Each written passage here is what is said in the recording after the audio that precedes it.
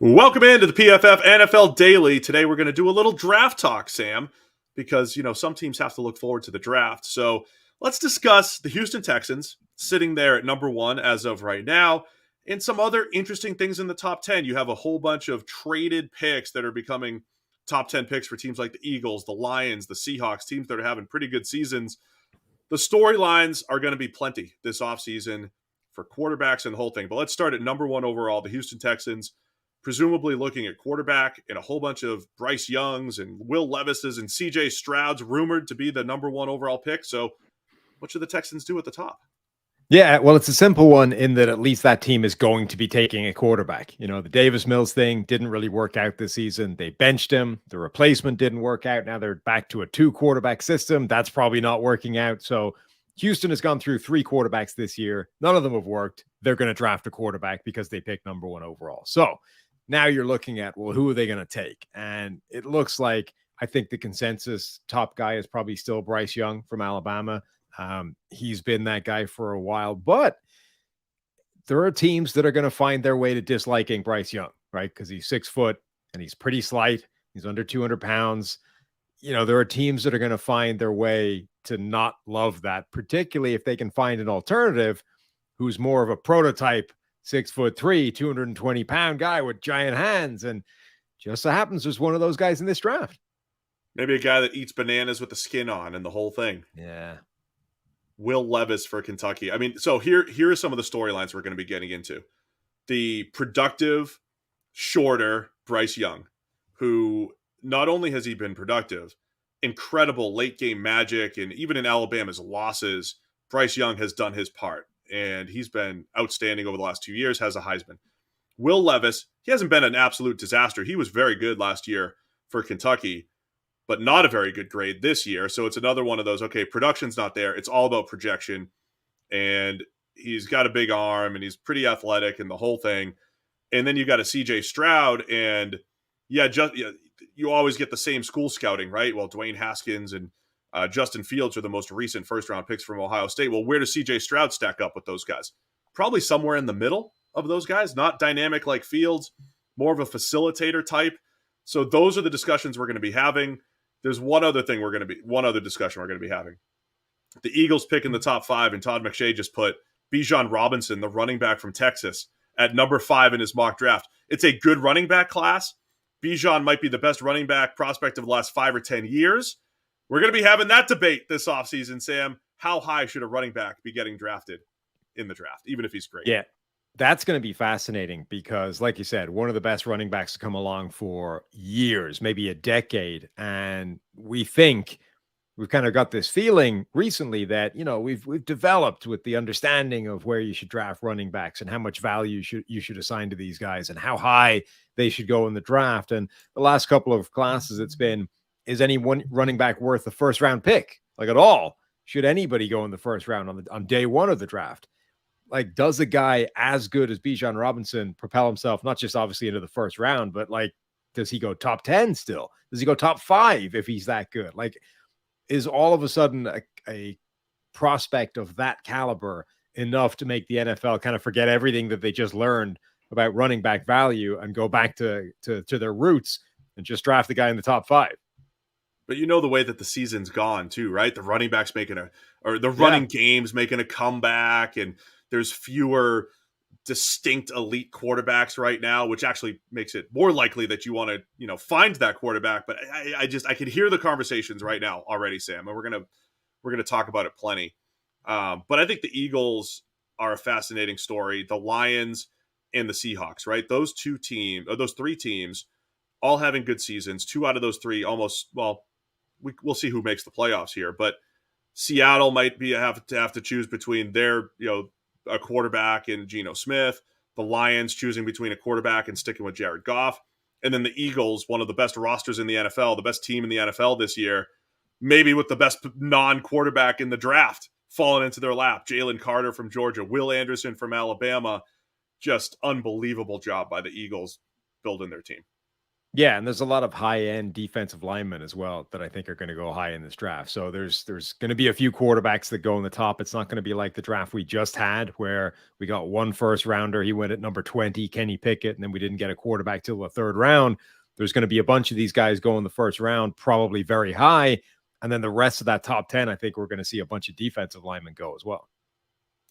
I got to tell you about our friends over at Prize Picks, an awesome, easy format to play daily fantasy sports. You just pick 2 to 5 players, and if they're going to score more or less than their Prize Picks projection, what do you think about our friends over at Prize Picks, Sam?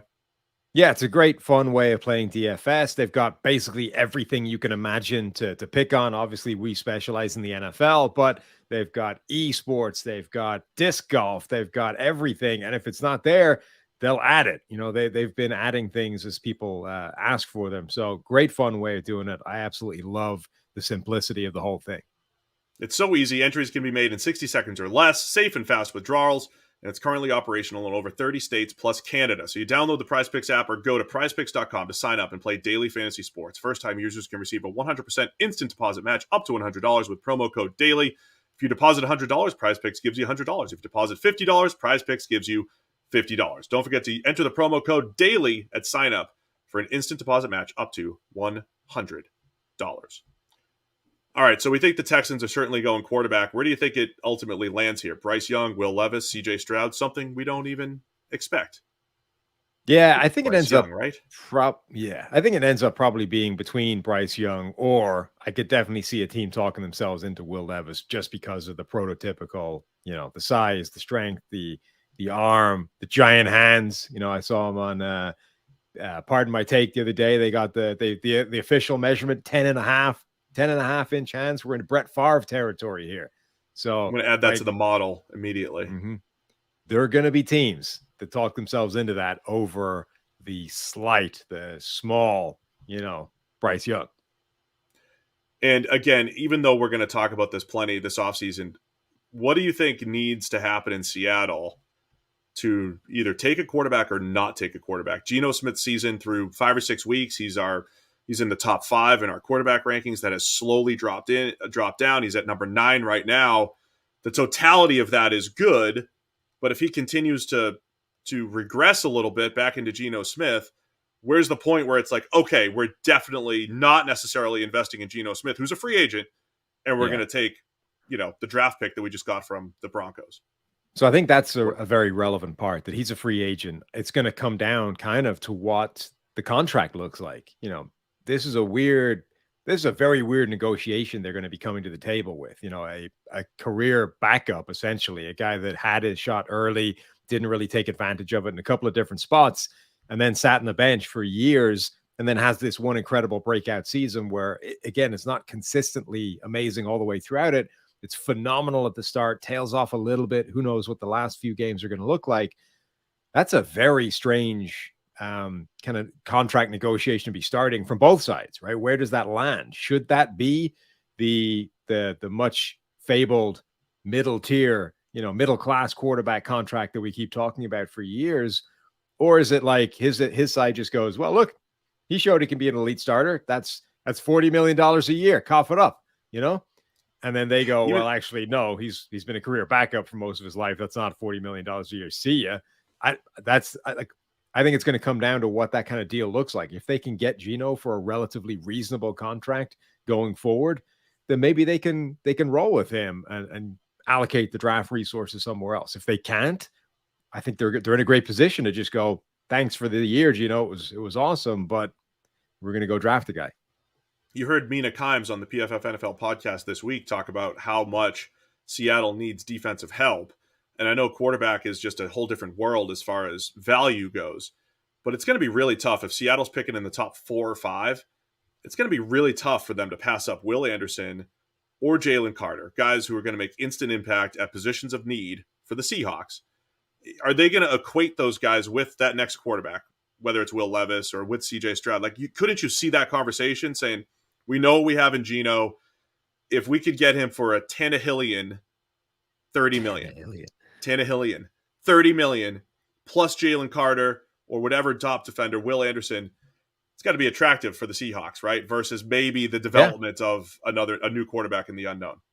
No, look, if you trust Geno going forward, that's worth a lot of money. Now, maybe it's not worth, 40, $45 million a year, the high top end of the market, but it's worth a lot. Like that certainty relative to a drafted quarterback that could be anything is worth an awful lot. And also, not just certainty, but we've seen a pretty high ceiling as well. Like, even if you just take the totality of this year, that's a very high level of play. And if you focus on the first half of it, like that's borderline all pro level is the high end of what you can expect from Geno. So it's actually worth a lot, even just shooting for what he can become. All right. It's almost playoff time here in the NFL, but it's never too early to look forward to the draft, particularly the top 10. Let us know. Give us your best takes and predictions. What's going to happen in the top 10 of the NFL draft, the PFF.